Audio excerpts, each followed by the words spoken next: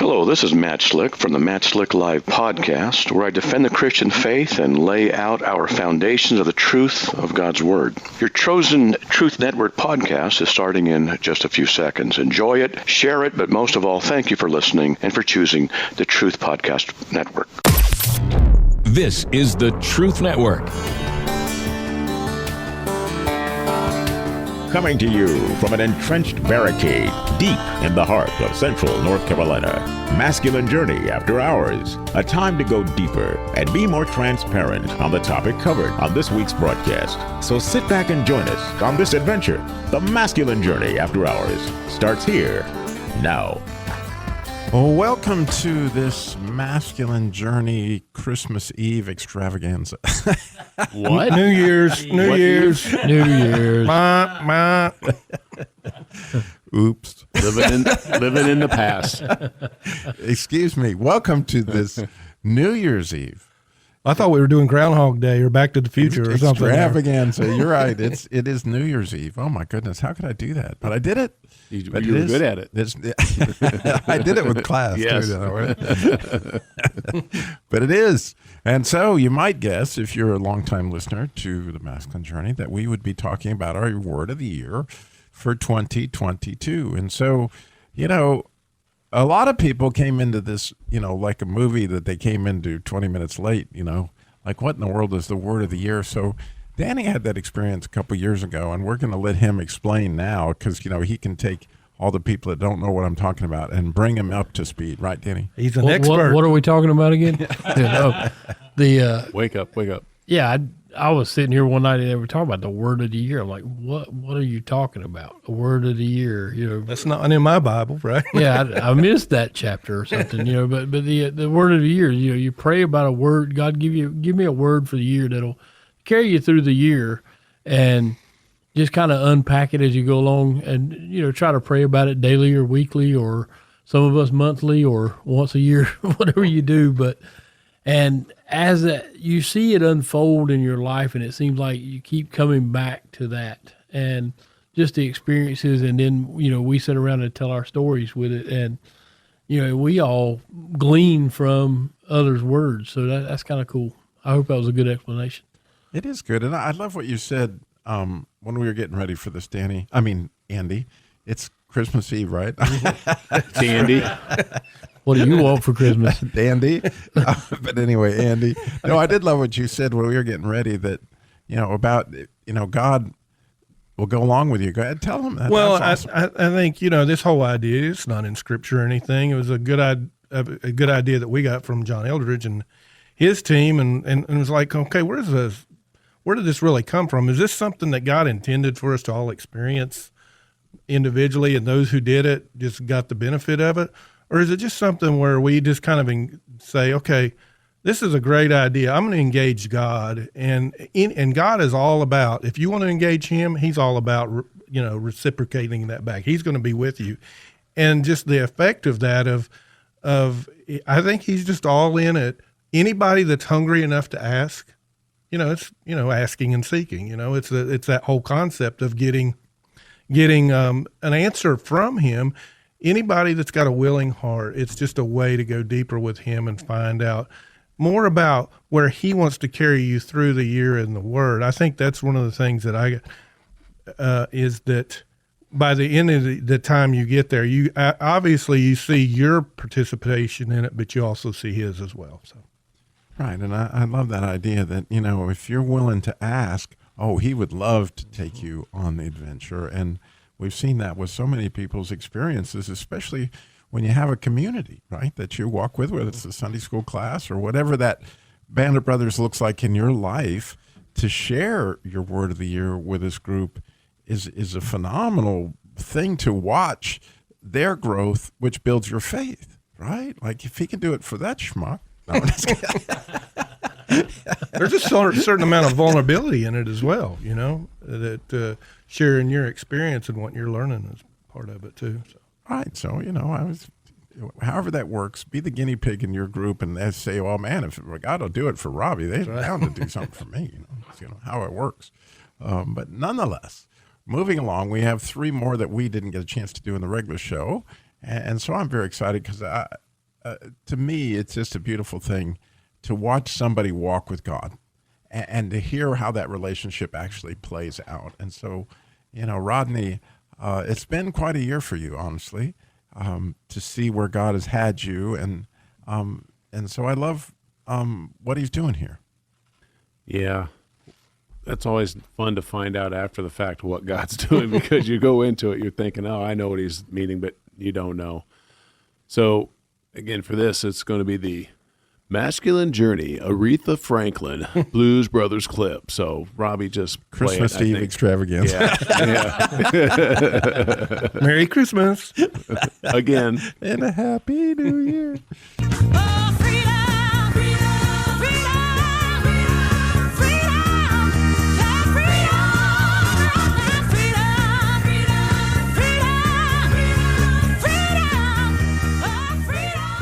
All right, the trivia question is, what is Rodney's word of the year for 2022?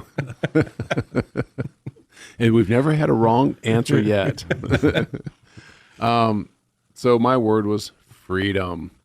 And when I first got the word, is a little over a year ago. I probably got it in November of last year, because I was starting early thinking, man, I better start praying into this and figure out what my word is.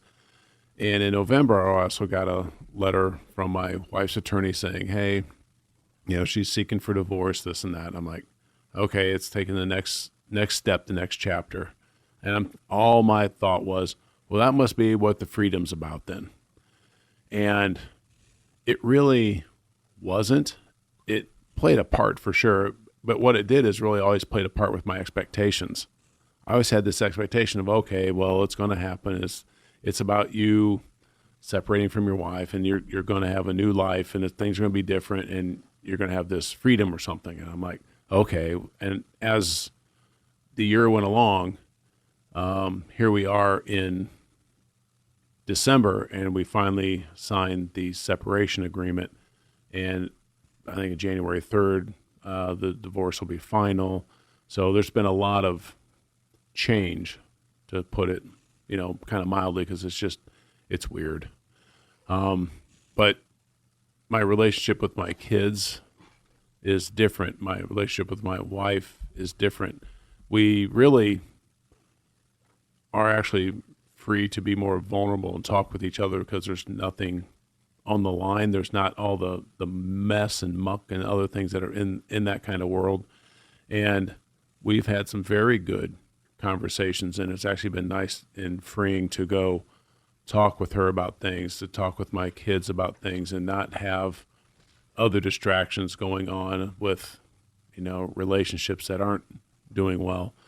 So there's a lot of freedom in there. And then you have things with work, relationships, like just with my mom, and just going back and finalizing that this year. I decided, well, I'll go back and spend Christmas with my mom, because I hadn't been able to do that for a long time. And just having some deep spiritual talks with her, and her faith and mine, and church experience, and where we're going, and how that's working in our lives, and how that's going to work out. Because then, very unfortunately, Andy, with you losing your mom, just brought up very deep conversations. So I was like, yeah, Andy just lost his mom, and we started talking, and just, well, how are we going to do things? And that was it's kind of been a topic of conversation for us, like how are we going to handle things at that point in time? And it just allowed me to have a freedom in knowing what my mom's heart is in that,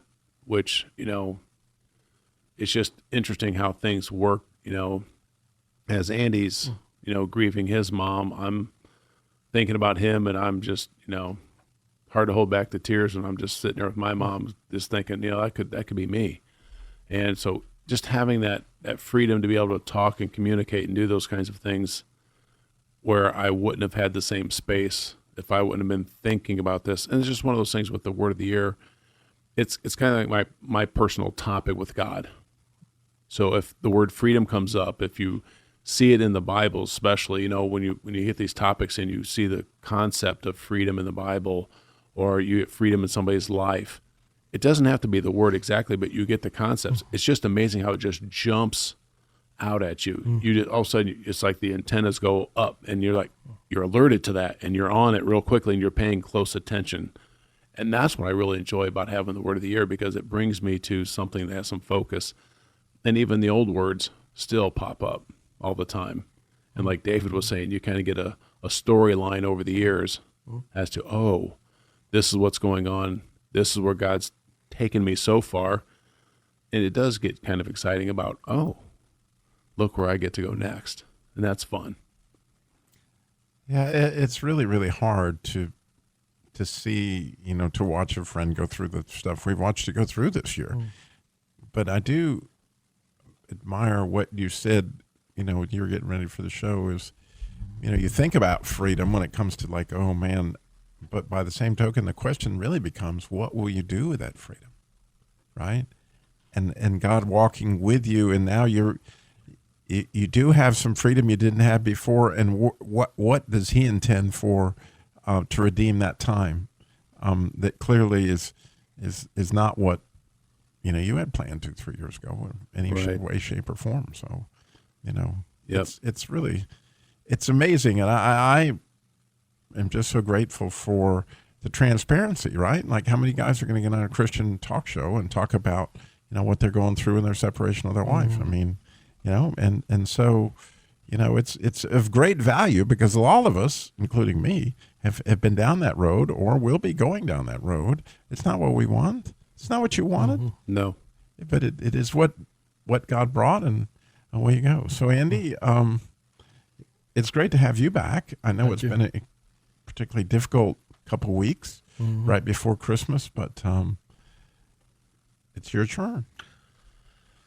So my word of the year was charity. I felt like I saw it down in my spirit driving back to Boone one night, and I kind of translated it to love. Charity sometimes gets pigeonholed to just giving to the poor, and that's a part of it. Obviously, it comes from a source of having concern for humanity other than yourself, but I think it's so much more than that. And some of the shows we've done before, and the initial show and the mid-year show of just talking a lot of focus on 1 Corinthians 13, the love chapter, and it so much defines love.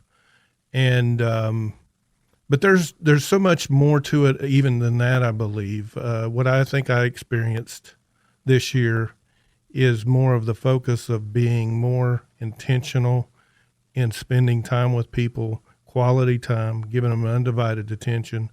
For example, my mom did pass away right before Christmas, but this year I was able to bless her in a lot of different ways. One was to honor her on one of our radio shows here, one of the podcasts, for Mother's Day. Then took her on a 2-week trip to Missouri. Just a wonderful trip. Well, both of us were blown away, and I don't know, I guess by looking in retrospect, it was kind of led by God because of what was coming up. And then she came up and spent time with me in the mountains she loves, that I love, the mountains, and came up and wanted to experience it. And all those things, I just really felt a sense of love. Now, that's love in your family. There's nothing unique in it other than sometimes I had a tendency to not always be present with my mom, and I was much more present during those times. But this clip that we have kind of goes along with it. It talks about heaven, which is kind of on my mind this week, obviously. But it gets into this little boy, Colton, who goes to heaven during one of his surgeries. It gets really bad, and he goes to heaven. He comes back, and he has a lot of information that people he shouldn't have that kind of validate his story. But his dad's a pastor, and this is a whole dialogue from his dad. And the church is almost divided on the fact that some people kind of maybe religious don't believe that, and it's kind of divisive. And the pastor's trying to lead them through that and kind of bring some healing. He makes a couple points about love that you'll hear. I apologize. This was a long clip. I chopped up a lot, so there's not a lot of transition time, but enjoy the clip. I'm standing here today with wounds that are still healing, fears that are still echoing, and in that way, maybe some of you are sitting here this morning exactly like me.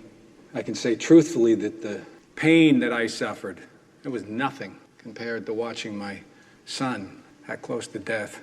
So now we got a question. Was Colton in heaven? Yes. He was in the heaven that God showed him. Is heaven real? Because if heaven is for real, we'd all lead different lives, wouldn't we? Would we? Really? Haven't we already seen heaven? In the first cry of a baby, the courage of a friend, the hands of a nurse or a doctor, the love of a mother or father. Haven't we already had a glimpse of heaven and so often chosen the hell of hate and fear? Is heaven for real? Every single one of you has asked that question. All of us have. And for me, the answer is yes. I see it, so I believe it.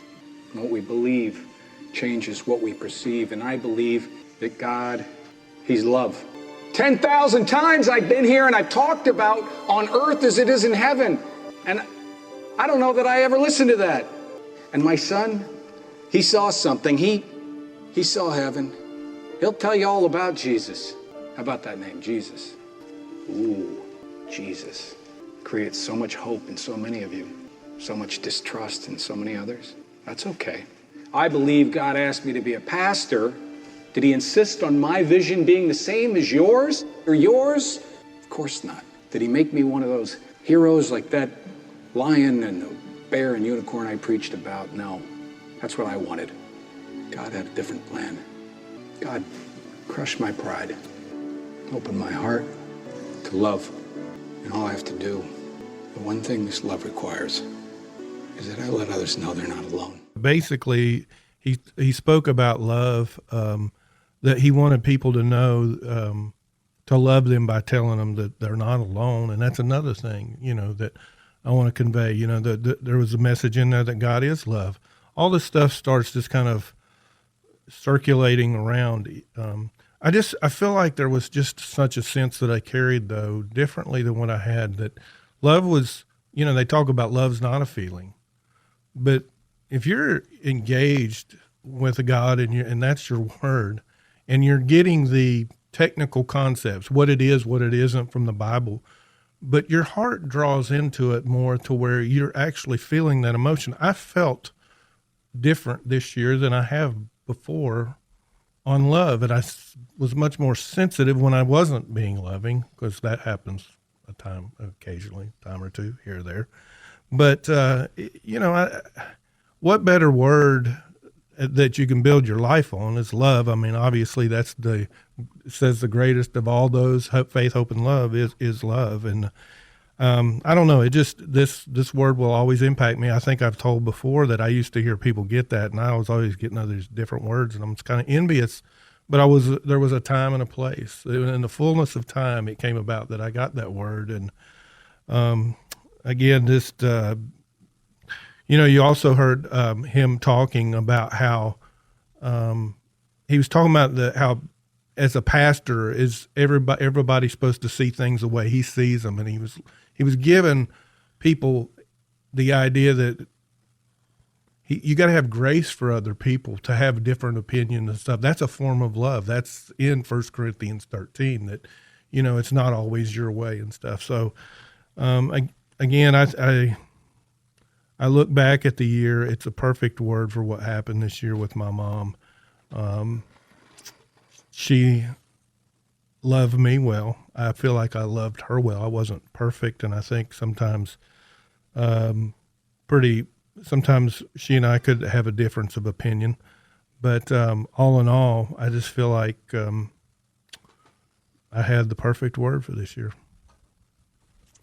Yeah, and when I think of that word love, and we had a chance, some of us, to eat dinner tonight together, and Andy, when we first spoke after your mother's passing, you were really concerned about the timing of it, like it wasn't her time, because right. She was standing there talking to me, and then she was at your house, and then you said something that just struck my heart as absolutely beautiful, and I'd never really processed it before. But it really spoke of the love that you have for your mother, in spite of the fact that obviously you miss her completely. Right. But you said, how cool is it that she got to celebrate Christmas in heaven? Yeah. For the first time. Yeah. With all those people. Yep.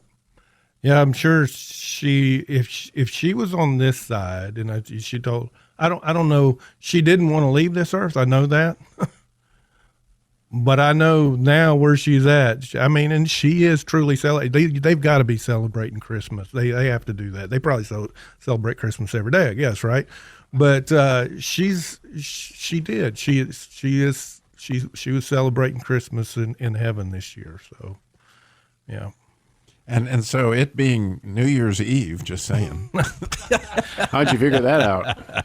You're getting me messed up with all this Back to the Future stuff.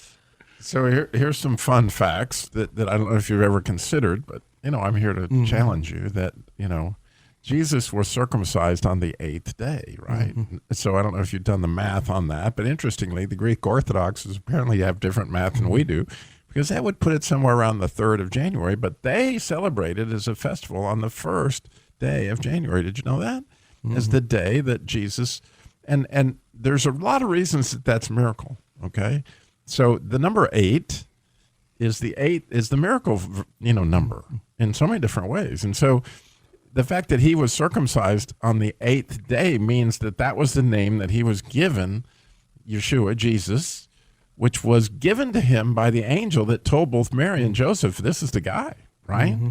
And so the fact that he had a name which means salvation in Hebrew, that in itself is a miracle. Well, let's look at some other 8 days, just for those 8-day lovers like I do, that, in the book of Luke, when it talks about that he was going to go up the mountain of transfiguration, if you look, it mentions that 8 days later, after he was talking about some of you will not see God before the kingdom of heaven comes again. I mean, some of you will see God before the kingdom of heaven. Well, 8 days after that, they went up the mountain of transfiguration. Yeah. Right? And then in the book of John, when Thomas, I figure he was the David in the group. He says, I ain't believing it until I stick my finger in his hands and stick my hand in, That is my last name. Right. And fascinatingly, if you go look at that passage in John, you're going to see 8 days later, there he was, and he got a chance to do that.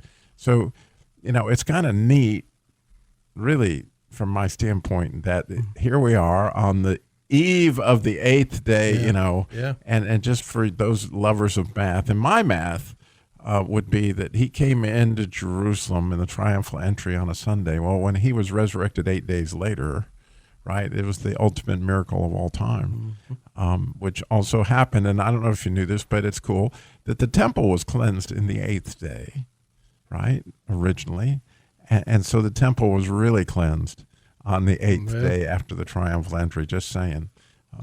Some things to put together as you're thinking about the fact that it's New Year's Eve. So I guess you guessed it, it's my turn, and my word of the year, how fun. I hope you all get this word at some point in time, was delight. And so I had begun a delightful journey last year in memorizing the 119th Psalm, which is where God had me.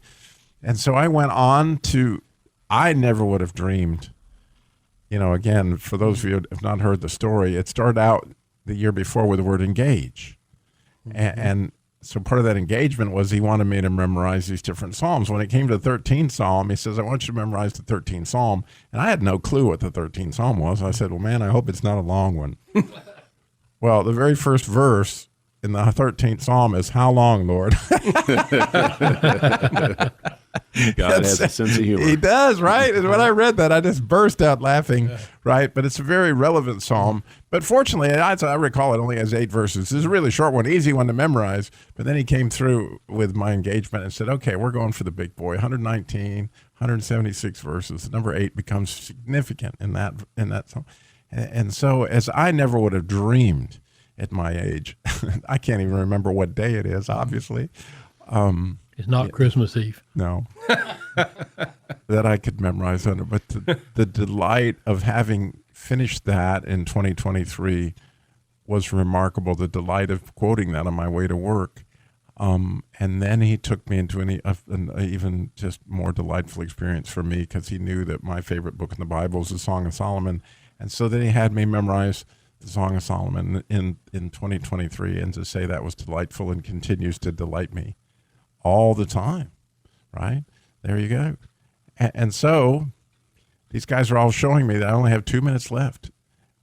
No. 22, not 23. Oh, 22, not 23. Oh, they're giving me hand signs of like, man, I'm running out of time. So there I was, memorizing the Song of Solomon, and I want to get down to my clip, right? And the idea of delight was, believe me, anybody who listens to my podcast know how much I delight in the Word of God and how much I delight in experience this book. But what I was really praying for was to have that kind of experience, not just first thing in the morning, when I would go spend, 3 hours with God. I wanted to take it out into the playing field. I wanted to, so that time when I went salmon fish or steelhead fishing up there with Terry and them, and I got to catch that steelhead while engaging God, like speaking to him directly, knowing that he was in communion with me at that moment meant the world to me. And then a couple weeks ago, I was hunting, and actually I had, due to some really strange circumstances, my stand wasn't in place, so I'm having to shoot from this walking stick because we don't have anything to rest a gun on.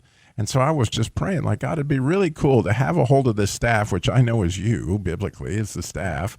I said, I want to have a hold of you as I'm shooting and know that this is the shot you want me to take.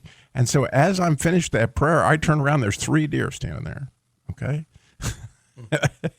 I said, which one do you want, Jesus? I mean, we got the staff in hand. Which one do you want? Okay, you want that one. And I'm like, and I put the shot where it should go, and away it went. And I missed. But you know what? I delighted, and you don't get to hear my clip, but it's okay, because I wanted you to hear how I delighted. And so you can delight this year in your chance to get your word of the year. So all you have to do, again, is just ask, what's my word of the year? And then listen, and then write it down. For goodness sakes, write it down, because the enemy would love to steal that from you. Begin to pray with that, pray through it, begin to go on that adventure, and then, how cool, share it with others so they can see your journey, and you'd be shocked at how many other people will all of a sudden start that. So much more fun than that. So we got an entrenchment coming up. It's free, January 27th through the 29th. This is the Truth Network.